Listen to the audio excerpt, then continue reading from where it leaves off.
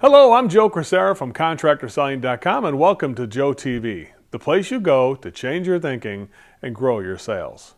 As a leader in your organization and as a coach to your team, you do your best to make sure that your team has the proper knowledge, training, and support to succeed.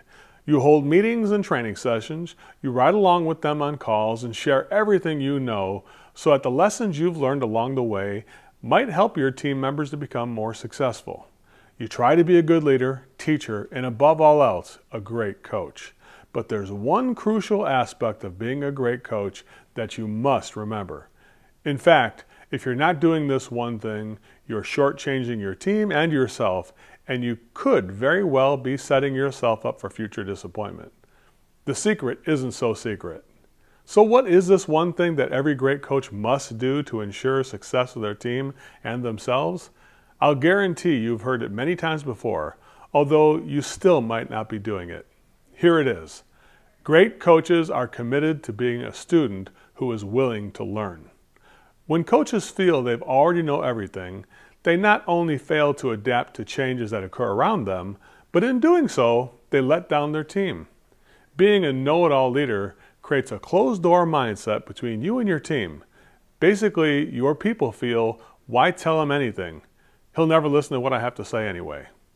Whether it's in sports or business, I'll bet you can easily name a coach who was once on top of the world, but who wound up in the scrap heap simply because they bypassed opportunities to learn about how new ideas and changes in the world could positively impact their team.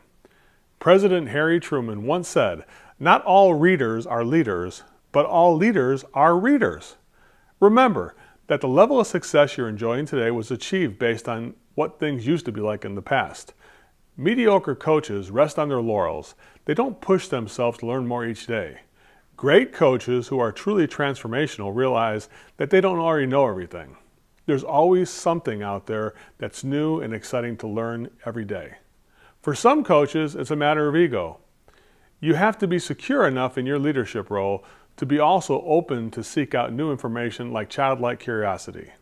When you adopt that mindset, you'll always be a step ahead of the challenges you face. If you followed me for any amount of time, you probably heard me say, your ego is not your amigo. It's a fun way to remember the serious message that has to be successful before you can be a great coach and let go of your false pride. That old school, I'm the boss and I know everything management style doesn't work anymore. To be a great coach, you need to be a manager and a teacher, but even more importantly, you need to be a student leader who learns and grows with the team. Part of the Navy SEAL creed is, my training is never complete. Every coach or leader should adopt that attitude. If you preach that your team should always be learning and focusing on personal growth, but you don't do the same thing, your team is going to see through it. They'll lose faith in you and tune you out over time because after all, a teacher or a coach who isn't also a learner has no credibility. So how do you make an ongoing lifelong learning a priority for you and your team? Find priority and opportunities to learn together as a team. There's a lot of ways you can embrace lifelong learning on both an individual and a team level. Find successful, non-competitive companies that you can go visit and learn from. Look at the weaknesses of your team and buy books or attend seminars to make those weaknesses a strength. Read a new business and personal development books, both on your own and as a team. As your team begins to discuss their problems, have them come up with solutions. Pay attention to lessons learned by you and the staff each week, and then share the stories of how you overcame them.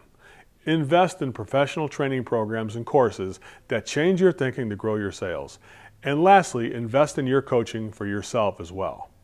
Even if you're a transparent coach who's open to suggestions from your team, sometimes it's lonely at the top, and when things start to get hectic, it's hard to see the forest through the trees.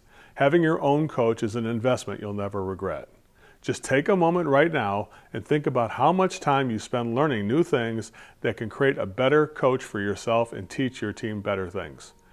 It's probably pretty rare that you take the time from busy life to learn how to do new things. My suggestion is you ramp up that investment. It's one of the best ones you can ever make.